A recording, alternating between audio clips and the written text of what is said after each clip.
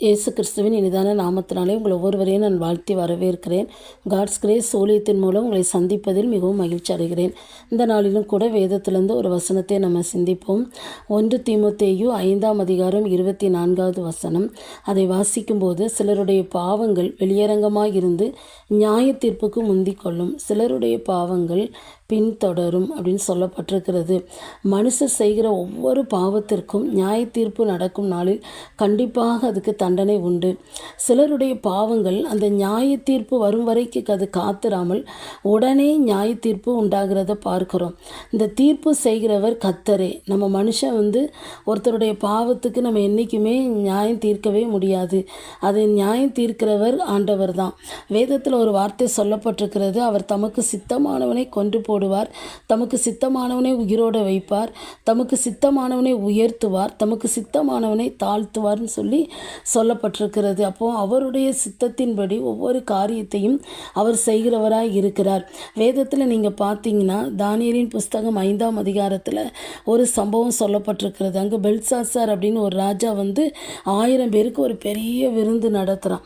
அப்போது அவங்க எல்லாரும் சேர்ந்து திராட்சை ரசம் குடித்து கொண்டு இருக்கும்போது அவன் என்ன செய்கிறான், தன்னுடைய தகப்பனார் நேபுகாத்நேச்சார் எருசலேமிலிருந்து ஆலயத்தின் பாத்திரங்கள், வெள்ளி பாத்திரங்கள் எல்லாம் கொண்டு வந்திருந்தார். அந்த பாத்திரங்களை அவன் என்ன செய்கிறான், கொண்டு வர சொல்லி அதில் தானும் தன்னுடைய பிரபுக்களும் தன்னுடைய மனைவிகளும் வைப்பாட்டிகளும் அதில் என்ன செய்கிறாங்க, குடிக்கிறாங்க. குடித்தது மாத்திரமல்ல, அவர்கள் திராட்சரசம் குடிக்கும்போது பொன்னும் வெள்ளியும் வெண்கலமும் இரும்பும் மரமும் கல்லும் ஆகிய தேவர்களை என்ன செஞ்சாங்க, புகழ்ந்தாங்க. இது ஆண்டவருடைய உள்ளத்தை என்ன செஞ்சது, வேதனைப்படுத்தியது. பாருங்கள், அந்த நேரத்தில் தான் அந்த சாந்து பூசப்பட்ட சுவரில் ஒரு கையுறுப்பு எழுதிட்டு அப்படின்னு சொல்லி பார்க்குறோம். அந்த எழுத்தை அந்த ராஜா பார்க்குறான். பார்த்த உடனே அவனுக்கு முகம் வேறுபடுது, அவனுடைய இடுப்பு கட்டுகள்லாம் கலண்டதுன்னு சொல்லப்படுற அவனுக்குள்ள ஒரு பயம் அவனுடைய இருதயத்தை என்ன செய்து கலங்க பண்ணினது, அவனுடைய முழங்கள்லாம் ஒன்றோடொன்று மோதினதுன்னு சொல்லி வேதத்தில் சொல்லப்பட்டிருக்கு. அந்த அளவுக்கு அந்த எழுத்தை பார்த்த உடனே அவனுக்குள்ள ஒரு பயம், நடுக்கம், ஒரு திகில் அவனை என்ன செஞ்சது, பிடித்து கொண்டது. உடனே தன்னுடைய தேசத்தில் இருக்கிற எல்லா ஞானிகளையும் அழைத்து, இதனுடைய அர்த்தத்தை எனக்கு யார் சொல்லுவா, அவங்களுக்கு நான் இப்படிலாம் பொன் சரப்பணி கொடுப்பேன், தேசத்தில் 3 அதிபதியாக வைப்பேன், இப்படி எல்லாத்தையும் குறித்து சொல்கிறான். ஆனால் யாராலையும் அதனுடைய அர்த்தத்தை சொல்ல முடியல. அப்போ அந்த ராஜாத்தி தான் சொல்கிறா, இப்படி நம்ம தேசத்தில் ஒருத்தர் இருக்கிறான், அவர் தான் சொப்பனங்களுக்கு அர்த்தம் சொல்கிறவர்னு சொல்லி சொல்கிறத பார்க்குறது. யாருன்னா தானியேல். அதே மாதிரி தானியேல் இந்த ராஜா முன்பாக கொண்டு விடப்படுகிறான். தானியேல் அதனுடைய அர்த்தத்தை சொல்கிறதுக்கு முன்னாடி அந்த ராஜாவோடு பேசுகிறான்.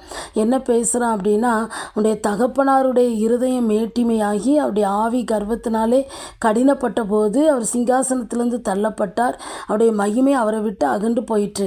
அப்போது அவர் மனுஷரினின்று தள்ளப்பட்டு அவர் என்ன செஞ்சார், காட்டு கழுதைகளோடு மிருகங்களோடு சஞ்சரித்தார். அதை உணர்ந்து கொள்ளும் காலம் வரைக்கும் அப்படி சஞ்சரித்தார்னு சொல்லப்பட்டிருக்கிறது. இது தகப்பனாருடைய வாழ்க்கையில் இது நடந்தது தெரிந்தும் நீர் தம்மை தாழ்த்தாமல் இப்படி செய்திருக்கிறீரே அப்படின்னு சொல்லி அந்த தானியேல் சொல்கிறத பார்க்கிறோம்.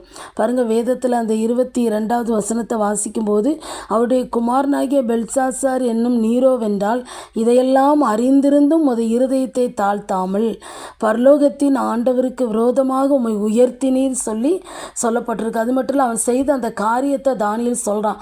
ஆலயத்தில் உள்ள பாத்திரத்தில் நீர் என்ன செஞ்சீர், குடித்து கல்லும் மரமுமான விக்கிரகத்தை என்ன செஞ்சீர், புகழ்ந்தீர் அப்படின்னு சொல்லி அந்த நேரத்தில் தான் அந்த கையிருப்பு எழுதினதை பார்த்ததை அவன் சொல்கிறான். சொல்லிட்டு அந்த எழுதப்பட்ட வார்த்தை என்னென்னா, மெனே மெனே தெக்கேல் உப்பார்சின் என்பதே அப்படின்னு சொல்லிட்டு, மெனே என்பதற்கு தேவனுடைய ராஜ்யத்தை மட்டிட்டு அதற்கு முடிவு உண்டாக்கினார் என்றும், தெக்கேல் என்பதற்கு நீ தராசிலே நிறுக்கப்பட்டு குறைய காணப்பட்டாய் என்றும், பெரேஸ் என்பதற்கு உன் ராஜ்யம் பிரிக்கப்பட்டு மேதியருக்கும் பெரிசியருக்கும் கொடுக்கப்பட்டது என்றும் அர்த்தமாம் என்றான். அவனுடைய அர்த்தத்தை தானியேல் சொல்கிறான். அப்போ எல்லா பரிசுகளையும் கொடுக்கும்போது அவன் அதை வேண்டான்னு சொல்கிறான். அப்புறம் அன்று ராத்திரியிலேயே இந்த பெல்சாசாருங்கிற ராஜா என்ன செய்கிறான், கொலை செய்யப்பட்டு அவன் என்ன செய்கிறான், மரித்து போகிறத பார்க்குறோம். அப்போது ஆண்டவர் அவருக்கு அவர் செய்த அந்த காரியத்துக்கு உடனே என்ன செய்கிறாரு, நியாயம் தீர்க்கிறத என்ன செய்கிறோம் பார்க்குறோம். அப்போ சிலருடைய பாவங்கள் நியாய தீர்ப்பு நாளுக்குன்னு வைக்கப்படாமல் அந்த நியாய தீர்ப்பு நாள் வர்றதுக்கு முன்னாடியே என்ன செய்யுது, தீர்ப்பு கொடுக்கப்படுறத பார்க்குறோம். நீங்கள் அப்போஸ்தலர் 5ஆம் அதிகாரத்தை வாசித்து அங்கே அனனியா சப்பீரால் பரிசுத்த ஆவியினிடத்தில் பொய் சொல்லும்போது அதே காரியம்தான் அங்கே சம்பவிக்கிறது என்ன செய்கிறோம் பார்க்குறோம். தேவ சமூகத்தில் விழுந்து அவங்க மரித்து போனாங்க. அது நிமித்தம் சபையில் எல்லாருக்குள்ளேயும் ஒரு பயம் உண்டாயிற்றுன்னு சொல்லி வேதத்தில் பார்க்குறோம். அப்போது நம்ம ஆண்டோடைய சமூகத்தில் நம்ம என்ன செய்யணும்? பயத்தோடு நடுக்கத்தோடு காணப்படணும். அதான் சிலருடைய பாவங்கள் வெளியரங்கமாக இருந்து நியாய தீர்ப்புக்கு முந்திக் கொள்ளும், சிலருடைய பாவங்கள் என்ன செய்யும்? பின்தொடரும்னு சொல்லி வேதத்தில் சொல்லப்பட்டிருக்கிறது. நம்ம ஆண்டுடைய கரத்தில் நம்மளை அர்ப்பணித்து நம்மளை ஆராய்ந்து பார்த்து நம்ம ஜெபம் பண்ணுவோம். எங்களை நேசிக்கிற நல்ல தகப்பனே, இந்த நாளிலும் கூட நீர் எங்களுக்கு கற்றுக் கொடுத்த இந்த வார்த்தைக்காக உமக்கு ஸ்தோத்திரப்பா. ஆண்டவரே, நாங்கள் ஆண்டவரே உமக்கு விரோதமான துணிகரமான பாவங்களை நாங்கள் செய்யாதபடி காத்துக்கொள்ளுங்கப்பா. ஒருவேளை ஊழியம் செய்யலாம், இல்லை சபையில் இருக்கலாம், எந்த ஒரு காரியமாக இருந்தாலும் உமக்கு பயந்து நடக்க நாங்கள் இருக்கிற நிலையிலே உமக்கு பிரியமாய் வாழ ஆண்டவரே அப்பா நீர் எங்களுக்கு உதவி செய்யும்படியாக நாங்கள் ஜெபிக்கிறோம். எல்லாவற்றிலும் உண்மையும் நேர்மையுமாய் பரிசுத்தமாய் காணப்பட எங்களுக்கு கிருபை தாங்கப்பா.